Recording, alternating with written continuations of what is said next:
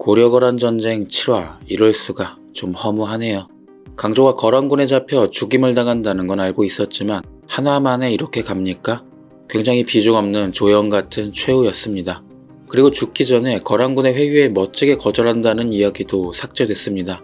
드라마에선 목종을 죽이고 큰 소리는 쳤지만 대군을 이끌고 거란에게 패한 무능력한 장수가 되어버렸습니다. 이 드라마는 결국 현종과 강감찬이 주인공이기 때문일까요? 그래서 저도 오늘은 강감찬의 이야기를 해보겠습니다. 흥화진이 함락됐다는 소문을 들은 조정의 대신들은 가족들을 피난시키려 했고 이에 현종은 크게 분노합니다. 그리고 강감찬 역시 표독스러운 눈빛과 말투로 이들을 비난하죠. 이 말을 들은 강감찬의 아내는 대체 뭐에 그리 화가 나 있느냐며 아직도 사춘기 어린애 같다고 이야기합니다. 강감찬은 실제로 현종 이전에는 이렇다 할 기록이 없는 무명 관리였으나 60살이 넘어 현종 때 비로소 능력을 펼치고 인정받아 유명해진 인물이죠.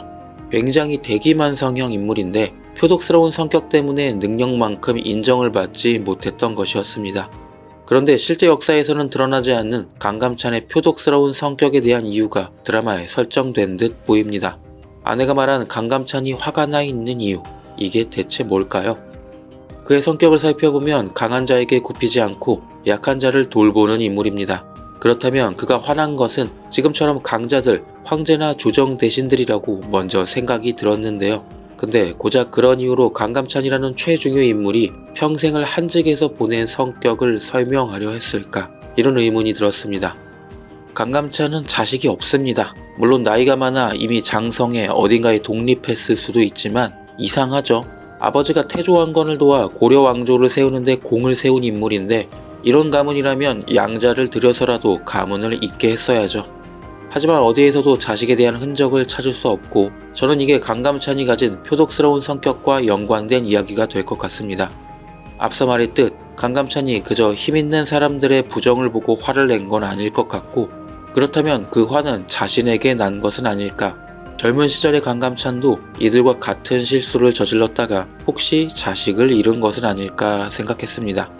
실제로 자식이 죽었을 수도 있고 그에게 실망해 의절하고 집을 떠났다면 강감찬이 늘 부글부글 끓고 있는 게 설명되지 않을까 싶습니다.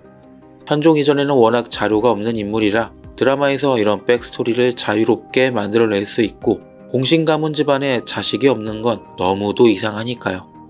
드라마 속에서만 살펴본 저의 뇌피셜이긴 하지만 오늘은 조금 뿌려진 강감찬 떡밥에 대해 이야기해봤습니다. 시청해주셔서 감사합니다.